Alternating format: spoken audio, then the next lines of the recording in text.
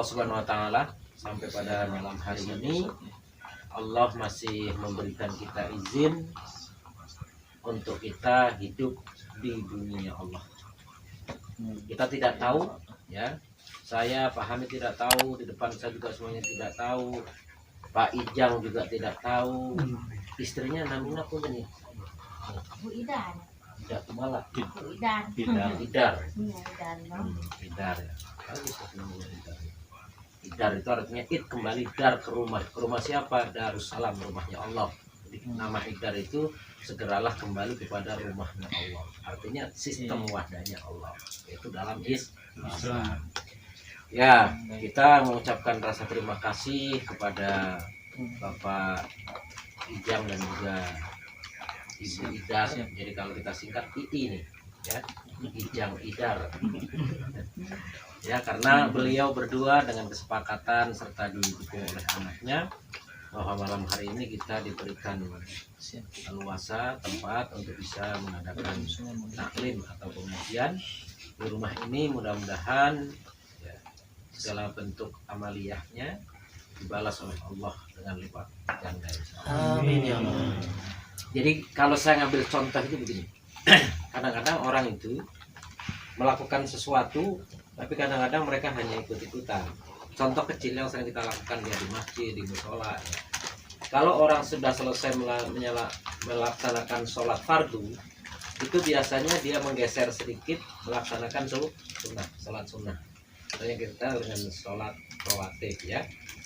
Nah, itu banyak orang kadang-kadang cuma ikut imamnya saja, karena imam itu biasanya setelah dia selesai sholat fardu, wiridan selesai, maka geser tempat dia melakukan sholat sunnah. Maka makmumnya pun ikut. Jadi selesai dia melakukan sholat fardu, digeser tempatnya, dia melakukan sholat sunnah. Ketika ditanya, Pak, Bu, kenapa tadi sholat sunnahnya kok pindah tempat? Ya karena imamnya juga pindah tempat. Padahal maksudnya apa? Rasulullah melakukan itu maksudnya bekas sujud kita itu nanti akan menjadi saksi di hadapan Allah. Jadi yang kita cium itu sajadahnya atau lantainya itu nanti benda-benda itu akan menjadi saksi di hadapan Allah. Yang akan mengatakan bahwa si A rajin sholat, bahwa si B rajin melakukan sholat sunnah, itulah saksi itu. Nah, maka ketika rumah ini dipakai untuk menuntut ilmu, Ridwan dikatakan oleh Ustaz Aceh, ini nanti suatu ketika kita innalillahi wa inna ilaihi rajiun, rumah ini akan menjadi saksi. Dan ternyata kemarin masih ingat tentunya Pak Ijang ya, kalau ini Idar kan kemarin nggak ada. Jadi ternyata di dunia ini di antaranya ada dua tempat yang terburuk. Yang pertama adalah pasar, yang kedua adalah WC. Itu tempat seburuk-buruknya tempat. Nah, tempat yang terbaik di dunia itu diantaranya yang pertama masjid, yang kedua tempat dijadikan majelis luar biasa. Maka tempat ini menurut Allah mulia ini, walaupun rumahnya sederhana Pak Idar ya, Pak Ijang ya, tapi di mata Allah insya Allah ya, insya Allah rumah ini nanti akan menjadi saksi bahwa rumah kita pernah dipakai untuk pengajian, untuk taklim, dan ngajinya bukan hanya sekedar ngaji-ngaji saja, tapi Al-Qur'annya dijabarkan begitu jelas ya, tidak semuanya, nggak ada yang ngantuk, nggak ada yang bercanda dan segala macam, semua mendengarkan. Nah, inilah rumah ini akan menjadi saksi. Nah, yang terpenting kita hidup di dunia ini, yang terpenting ini ya, kita yu'minuna bil ghaib, percaya kepada yang gaib. Kalau orang tidak percaya kepada yang gaib, repot. Diajak untuk mendekatkan diri kepada Allah, diajak untuk beribadah, itu rasanya sulit. Karena apa? Tidak percaya kepada gaib. Gaib itu apa? Sesuatu yang tidak akan ditampakkan oleh Allah di dunia. Di antaranya yang paling populer adalah adanya surga dan neraka. Nah, ini orang beriman harus percaya itu. Karena di dalam surat Al-Baqarah dikatakan ciri-ciri orang yang bertakwa itu apa? Yu'minuna bil ghaib. Jadi percaya kepada yang belum kelihatan mata kita. Kan banyak orang kenapa diajak, ayo kita sholat. Ah, ngapain sholat? Emang ada apa dengan sholat? Buktinya orang-orang yang sudah mati, yang rajin maksiat ada, yang rajin maksiat, yang rajin macam-macam, mereka nggak kembali lagi ke dunia. Nah, karena mereka layu minu nabil goib, tidak percaya kepada yang goib, tidak percaya kepada surga dan kepada neraka. Maka dituntut orang beriman itu yu'min, benar-benar berimannya itu terus menerus. Dari semenjak dia kenal Islam, maka yu'minu bil ghaib, kita harus selalu percaya kepada yang gaib. Dan perlu kita sadari bersama bahwa hidup di dunia itu hanyalah ladang, tempat kita untuk menanam, dan nanti kita tuainya, kita panennya di akhirat. Maka yang harus kita tanam ya yang baik-baik, amal soleh, perbuatan kita di hadapan Allah. Siapapun orangnya, kita nggak perlu minder, nggak perlu kecil hati. Oh, saya ini orang bodoh, saya ini orang miskin, saya ini orang kampung, saya ini orang tani, nggak perlu ibadah, nggak perlu menuntut ilmu. Enggak. Di mata Allah itu yang masuk surga bukan pangkatnya. Jadi kalau pangkatnya tinggi, surganya tinggi, enggak.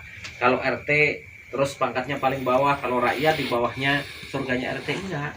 Ya. Kalau orang berilmu, profesor, doktor, nanti surganya paling atas. Kalau yang tidak sekolah, surganya paling bawah, enggak. Tapi di mata Allah itu inna akramakum indallahi atqakum. Jadi yang dinilai Allah itu adalah takwa. Jadi disampaikan oleh Mas Ulumah, takwa itu melaksanakan ajaran Allah. Nah, ngaji ini termasuk perintah Allah bukan? Perintah Allah. Perintah Rasul enggak? Perintah Rasul. Maka insya Allah nilainya kita jadi bernilai ibadah. Asal niat kita karena Allah. Tapi kalau niat kita, kita mau talim di tempatnya ini Hidar dan Bapak Icang karena di sana makanannya banyak. Kira-kira dapat pahala nggak? Enggak dapat. Dapatnya makan di rumah itu udah pokoknya saya kalau taklim di sana mau datang makanannya banyak, entar pulang juga dibawain tentengan, kresek hitam, kopinya boleh ngantongin. Wah, kalau niatnya begitu gagal dah. Ya kalau dikasih, alhamdulillah dapat tentengan, kalau enggak jadi sedih ya nggak dapat apa-apa. Maka niat itu benar apa enggak? Niat kayak tadi benar apa enggak? Enggak benar. Jangan niat karena itu. Karena apa? Dunia itu gurur, penipu. Jadi yang kerjanya nipu itu dunia. Dan sifat dunia itu tidak ada yang pasti. Enggak ada yang pasti. Kaya pasti apa enggak? Enggak pasti.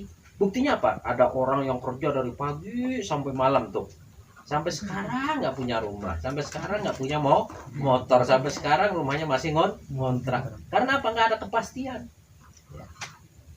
Nggak pasti. Tapi ada yang kerjanya santai, nengkreng doang di kursi. Duit pada datang sendiri. Ketentuan siapa itu? Allah. Ketentuan Allah tuh. Pak Ijak tadi begitu kan? Nongkrong awewe, berek duit 3.000, ayah doi ayana berek doi itu. Akhirnya jadi kaya, rumahnya gede, warungnya gede tuh, anaknya ganteng-ganteng, luar biasa. Ini kehendak Allah. Jadi dunia ini tidak pasti. Yang pasti apa? Mati, itu udah pasti. Surga pasti, neraka pasti. Itu harus diingat-ingat betul itu. Ya, bahwa kita ini tidak tahu kita ini matinya kapan. Itu dirahasiakan oleh Allah. Dan bedanya manusia dengan binatang itu apa? Kalau binatang mati sudah jadi bangkai, dimakan apa itu? Belatung, beres sudah. Tapi kalau manusia, kata Allah, nanti akan diminta pertanggungjawaban. Wa ma khalaqtul jinna wal insa illa liya'budun. Jadi Allah menciptakan manusia itu tidak sama dengan menciptakan binatang. Kalau binatang fungsinya hanya untuk dijadikan sarana beribadah kita kepada Allah, tapi manusia diciptakan oleh Allah agar beribadah kepada Allah. Jadi maunya Allah itu kita 24 jam dalam satu hari itu, sehari semalam itu bernilai ibadah. Makannya bernilai ibadah, ngajinya bernilai ibadah, tidur sama istri juga bernilai ibadah. Makan dan minum bernilai ibadah, ke pasar bernilai ibadah, melihat sang suami bernilai ibadah, melihat sang istri juga bernilai ibadah. Itu maunya Allah gitu. Nah, bagaimana itu semuanya bisa bernilai ibadah kalau kita di dalam hati kita menghadirkan Allah. Jadi artinya ikhlas karena Allah. Selain kita percaya kepada surga dan neraka, kita juga percaya adanya yaumul hisab. Nanti kita ini akan ditanya oleh Allah. Pertanyaan Allah kepada kita itu biasanya orang-orang mereka itu memberikan pemahaman ketika kita baru saja masuk ke liang lahat, masuk di kubur. Tuh ditanya, kata Pak Amil itu, man rabbuka, siapa Tuhan? Kita jawab siapa kira-kira? Allah. Waman nabiyuka, siapa Nabi Muhammad. Jadi tadi kalau ditanya kitabnya apa? Al-Quran. Ini harus hafal ini, ya. Karena malaikatnya itu udah megang ini bola yang berasal dari api neraka sambil diputar-putar. Kalau jawabannya nanti salah, maka dia dihajar dengan api. Bentuknya seperti durian montong, tapi bentuknya api. Kayak apa itu? Ya kalau durian baunya wangi, bentuknya jelek, tapi dalamnya rasanya enak. Lah ini kalau api yang diambil dari api neraka luar biasa panasnya. Yaitu akan memberikan pembelajaran kepada orang-orang yang ditanya tidak tahu menjawab. Maka kita insya Allah ketika ditanya siapa Tuhanmu, kita jawab Allah. Siapa nabimu, kita menjawab Nabi Muhammad. Siapa temanmu atau saudaramu sesama umat Islam, apa kiblatmu? Baitullah. Nah nanti ada pertanyaan ini, yang ke berikutnya itu pertanyaan, siapa imammu, siapa pemimpin. Jadi umat Islam ditanya sama tuh. Kalau ditanya tentang Allah, jawabnya sama, Tuhannya adalah Allah. Sama ini yang di dalam rumah ini, termasuk orang-orang yang di luar juga, kalau ditanya Tuhannya pasti Allah. Kalau semua orang Islam itu ditanya siapa nabinya nih sekarang ini, yang di pasar, yang di mall, yang di mana-mana sekarang ini, pasti jawabnya Nabi Muhammad.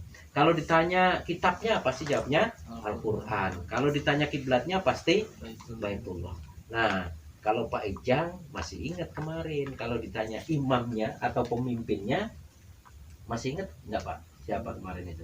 Lupa. Nah, kita harus punya imam yang sama. Jadi masuk maka namanya khalifah. Ada khalifah Abu Bakar, ada khalifah Umar, ada khalifah Utsman, ada khalifah Ali, terus banyak khalifah itu sampai ada 104. Nah, bubar karena pada saat itu orang-orang non muslim itu pengennya umat Islam itu berpecah belah, nggak bersatu biar mudah diadu domba. Akhirnya Islam itu tidak lagi punya pemimpin. Nah, alhamdulillah 24 tahun yang lalu, sudah 24 tahun. Jadi Narto umurnya berapa? 20 lebih enggak? 50 berapa kira-kira? 1. 21. Jadi Mas Narto belum lahir, diumumkan kembali umat, tempat wadahnya umat Islam bersatu, namanya kekhilafan Islami. Nah, pemimpinnya siapa khalifahnya? Kalau seharusnya Pak Ijang harus ingat nih, Ustadz Abdul Qadir Hasan Al. Nah, jadi maaf nih, punten ya nih. Jadi Pak Ijang sekarang sudah dengan Mas Narto, dengan kami semua, namanya saudara seiman dan seperjuangan. Insya Allah tadi disampaikan, kalau kita ini seiman dan seperjuangan, insya Allah nanti kita akan bisa ketemu di surga. Kalau kita taat. Kira-kira Mih pengen nggak bareng-bareng sama anaknya, sama istri semuanya di surga? Pengen. Ngapain kita di dunia doang sebentar? Kita hari ini pengen mengajak Mih juga bersama-sama kita semua. Nah, caranya bagaimana tadi? Ya, kita janji sama Allah, demi Allah saya tidak akan musyrik. Halus tuh nih. Halus. Ya bener nih ngomongnya saya udah begini. Iya benar. Halus tak.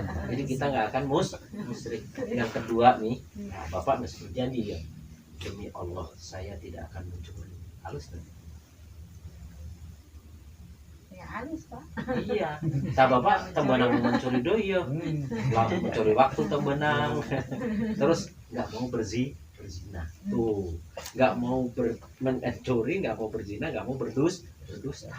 Masya Allah. Jadi kita ini, istri-istri kita ini udah pada mau. Nih saya udah habis dari sini mau kemana? Parakan 5. Oke, penting. Baliknya isukan. Tuh. Isukan pagi-pagi jam 6 setengah 7 sampai rumah. Kayak jam 8 berangkat doi. Ayat tugas. Maksud saya, ketika kita hari ini melaksanakan acara-acara kegiatan dalam Islam ini, istri kita terang nggak ada yang curi. Nggak ada, jangan-jangan ini Pak Hamid ini sering keluar malam, jangan buka no orang tak ayah gitu. Lamun ayah mah ngomong terus terang. Nah, nih abdi mah boga ngora eta 2 sekaligus mah jadi 3. Aku udah jujur begitu tuh. Nah, jadi seumpama Pak Ijang teh hayang deui ngora kudu ngomong. ulah ditutup-tutupan, itu namanya bohong. Mendengar dan taat kepada perintah Allah halus, perintah Rasulullah dan perintah pemimpin halus nih ya. Ya, Yang keempat, saya siap sedia berkorban apa saja sesuai dengan kemampuan. Jadi tadi disampaikan oleh Pak Ustadz Aceh bahwa umat Islam itu ya ada sebenarnya harta yang kita miliki ini ada yang haram dimakan. Ya. Untuk siapa itu? Untuk 8 asnaf, bagi orang-orang yang berhak menerima, dikatakan sebagian dari harta yang kita miliki diberikan kepada orang yang berhak menerima. Nah, di dalam kehidupan Islam ini kita punya yang namanya petugas yang kerjanya menerima dan menyalurkan, termasuk operasional kalau kita ada acara. Pokoknya nanti akan paham lah ya, sering-sering itu. Nah, itulah yang dinamakan siap sedia berkorban sesuai dengan kemampuan, nggak dipaksa. Dan jangan sampai punya pikiran begini nih, pengajiannya narko teh bayar lain ya. Pokoknya di sini mah kalau di Qur'annya tak ayat, kita tak ayat perintah. Sholat di Quran ayat tak? Ayat. Puasa ayat. Terus infak ada nggak? Ada. Buktinya apa? Wa mimma razaqnahum yunfiqun. Dan yang Allah berikan rezeki kepadamu itu sebagian disisihkan untuk berinfak. Karena apa? Infak itu mensucikan harta kita. Insya Allah ya, barang siapa yang berinfak itu tidak akan menjadi miskin. Tapi kata Nabi bal yasdat sampai 3 kali ya. Karena banyak umat Islam yang pada saat itu nggak percaya kalau infak itu kan secara matematika harta kita diambil, jangan-jangan kita kurang. Maka Nabi sampaikan bal yasdat, enggak, kamu nggak bakalan miskin, tapi kamu akan ditambah. Maka tadi saya sampaikan bahwa di dunia itu tidak ada yang pasti. Walaupun kita kerjanya pontang-panting, ketika Allah tidak memberikan kaya, nggak kaya. Buktinya jutaan umat hari ini yang menderita kelaparan ya, apalagi dengan kondisi sekarang yang sudah morat-marit ini, carut marut luar biasa. Tapi ketika Allah memberikan kekayaan, baru usaha buka sesuatu saja sudah pelonggarnya luar biasa. Dan disinilah yang namanya rezeki itu mutlak datangnya dari Allah. Nah, bahasa tadi saya tidak akan mencuri, saya tidak akan berzina, saya tidak akan musyrik, saya siap sedia berkorban sesuai dengan kemampuan, saya siap taat kepada perintah Allah, perintah Rasulullah dan ulil amri. Itu namanya bai'ah, bahasa Al-Qur'annya. Ada nggak di dalam Al-Qur'annya? Ada. Bunyinya bagaimana? Innal ladzina yubayyi'unaka fa innama yubayyi'una Allah. Jadi orang-orang yang berbaiat, kemarin mah Pak Ijang mah dipimpin sama Pak Ustadz Aceh yang salaman. Tapi tadi disampaikan sesungguhnya salaman itu bukan berjanjinya kepada manusia. Kalau berjanjinya kepada manusia, ketika mohon maaf Ustadz Acehnya meninggal berarti selesai Pak janjinya. Tapi janjinya kepada siapa? Kepada Allah. Manusia mati pasti, tapi Allah mati nggak? Enggak. Nah itulah pentingnya kita hari ini berbaikat. Kira-kira nih kumaha bareng teh pengen nggak gitu? Pengen, tapi nanti Pak Ustadz mah nggak boleh salaman ke Umi, karena salamana engke jeung Pak Ijang. Pak Ustadz teh tembenang jeung Umi, karena lain istri na tembenang Pak Ijang ya. Jadi nanti Pak Ijang teh tangan kirinya memegang istri, tapi yang mesra Pak, ulah dipencet-pencet ya. Nah nanti tangan kanannya salaman dengan Pak Ustadz Aceh. Bunyinya begitu tadi. Wallahi demi Allah, saya tidak akan musyrik, saya tidak akan mencuri, saya tidak akan berzina, saya tidak akan berdusta. Saya siap sedia mendengar dan taat kepada perintah Allah, perintah Rasulullah dan perintah ulil amri. Serta saya siap sedia berkorban sesuai dengan kemampuan Allah. Nah kalau ada orang ngomong begitu tuh, kalau ada orang ngomong janji setia kepada Allah itu, apa kata Allah yang di atas? Kira-kira Allah mendengar nggak? Dengar. Allah mau mendengar dimanapun kita ngomong, bahkan di hati kita Allah juga dengar. Orang saya nggak tahu nih pikiran Pak Ijang itu, ada nggak yang tahu? Orang istrinya aja nggak tahu di dalamnya pikiran apa. Nah, tapi Allah tahu nggak? Tahu. Allah yang di atas sana langsung menyambut. Apa sambutan Allah? Innallaha astaro minal mu'minina anfusahum wa amwalahum bi anna lahumul jannah. Jadi Pak Supandi mah udah dibeli sama Allah. Tuh, ya, udah nggak punya apa-apa Pak. Baju yang ada di kita juga sudah milik Allah, mobil milik Allah, rumah milik Allah, semua. Karena apa tadi? Innallaha astara minal mu'minina anfusahum. Bukan maksudnya, waduh nanti kalau baiat semua yang ada di warung diambil, enggak. Maksudnya harta kita ini milik milik Allah, yang ngasih Allah. Ya. Suatu saat kita akan kembali kepada Allah. Nah, maka Allah yang di atas itu teriak, Innallaha astara. Sesungguhnya orang-orang yang tadi berjanji setia mengatakan demi Allah saya tidak akan musyrik, saya tidak akan berzina, Allah bi annalahum jannah. Allah nanti akan persiapkan di akhirat kelak surga. Masya Allah.